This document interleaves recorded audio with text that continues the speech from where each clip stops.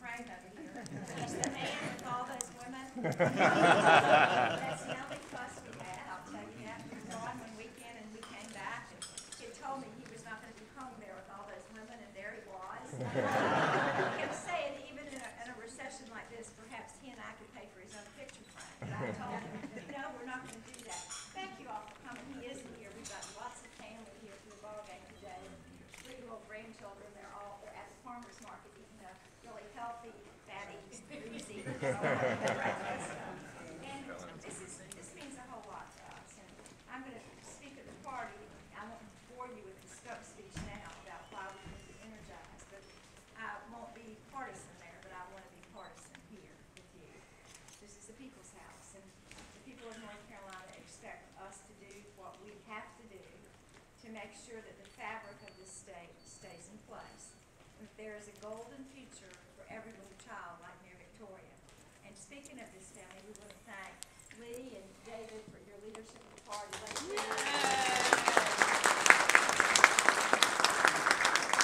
Today is a really big day because what today represents is our restart.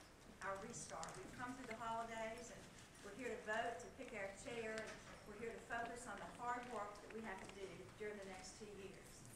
Most of the time, I try very hard publicly, and I won't be any different than that today over there with all the TV cameras running. But I want you to know, I'm a rabid Democrat. I'm a rabid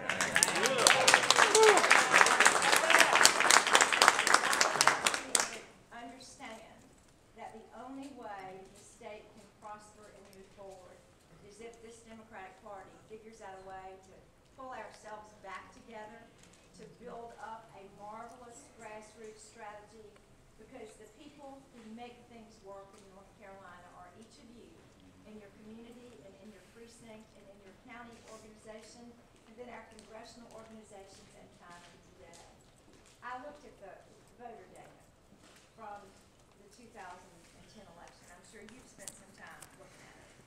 And I could find case after case where we lost races simply because our voter turnout had dropped so much from 2010, 2008. Y'all, we're better than that. We're better than that. We have one more shot at keeping Democrats in control of the General Assembly. One more shot. If Republicans win 2 sessions in a row, you can write off the state for the next 10 years. And I refuse to be part of that. That's why we flung open these doors this morning. That's why I want you to know how important you are to me. That's why as soon as this state party chair is over, you will see us stand up some kind of rewards program for counties at the local level where we develop a competition among our local leaders about who can do what, where you come in and bring people to the mansion for dinner. You're going to pay for it. Other groups can eat and drink here. I think we can probably do that too. This is a privilege that we have. It's a real privilege. You know, I love history. And I know that many of you read a lot of history. And if you think back on what North Carolina was and what we are today, we were in the 50s one of the very poorest agrarian states. Most of us were farmers, or we worked in piecemeal shops, or we did towels or underwear on a textile line, or we did low-wage furniture manufacturing the old-fashioned way. We didn't do it with a lot of robotics and cool technology equipment. And the world changed. And the good news for North Carolina, unlike the rest of the South, quite frankly, you only have another southern state that's as competitive as us, and that's Virginia. But they're competitive because they've got all this federal workers. We've done this here ourselves. You had leaders year after year who understood that the possibility and the potential and the promise of democracy had to start in our local communities with good schools and good community colleges and a good university system. And as I look at the children who've been here today, as I think about what's built this state, I really am grateful, and I say thankful prayers at night for the Democratic governors and the Democratic county commissioners and superintendents and all the people who work so hard to build North Carolina. That's what today's about. There is no way that I can put into words how important you are and how much I thank you and how critical it is that we really do work differently for the future of our state and our people. We've gotten some analysis of the election. We're unable to absolutely verify it, but from first glance, it looks of the people who voted in this last election were not either old enough to vote or did not live here in 1992. Let me say that again.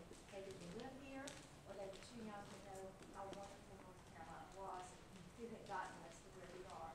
That's the challenge for us, to tell our story. To tell the story to all these folks who don't understand what we were in the business. To tell our story so people will know that we can continue to thrive and prosper if you have leaders who will make the tough decisions at the local level, at the state level, at the federal level. Without that, you all, we would become in Alabama or Mississippi or in Texas. This morning in the New York Times, Texas is on the brink of bankruptcy. North Carolina has a AAA rating. We're the third most productive, jobs-growing economy in America. We're the best place in America to live and work and do business. And if you didn't know it, yesterday, Asheville was rated by Fedor's, the travel magazine, as the best place in the world to come and visit.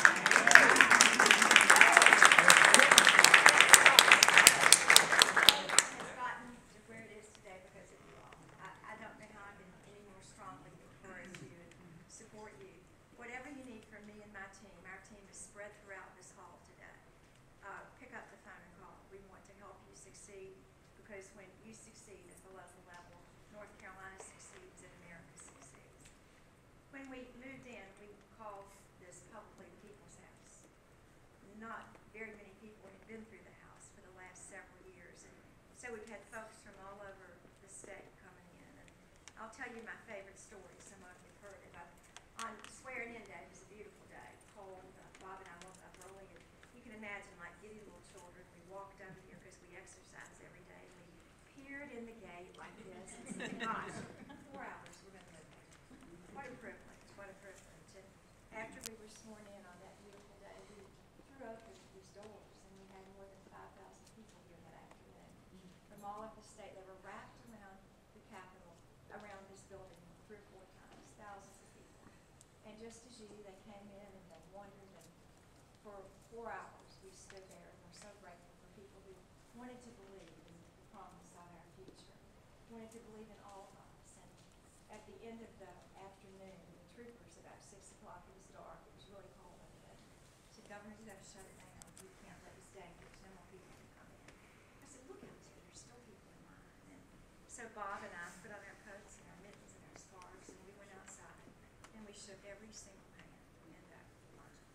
And at the very end of the line, this is the stuff that makes you know what we do is important. There was this little girl, probably in 3rd or 4th grade. You could just look at her and know she was in a sweatshirt and so cold. I could just hear her that morning telling her mama, I'm not wearing a coat, it's not cold. Here she was freezing, and I looked down to say thank you to her. As I bent down, I noticed this string around her neck and this old poster board, probably from the bottom of a Christmas package. And I got down so I could see what it said, and it said, now, maybe one day, I can be a girl governor too.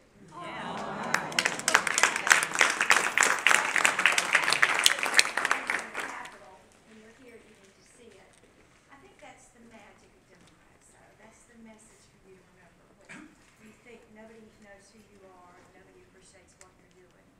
There are thousands, literally thousands and thousands of little girls and little boys across North Carolina who really do believe that because of the work you do, the opportunity and the magic, the hope of America lives on.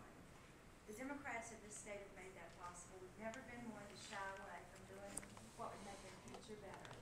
This is going to be a tough year, a tough year. We need you to stand up and be proud and support the things that have made North Carolina great. Now, on behalf of my husband and my family and I, and all of the people across this state, I just want to say thank you. God bless as we go to do more of the people's work this afternoon. Thank you.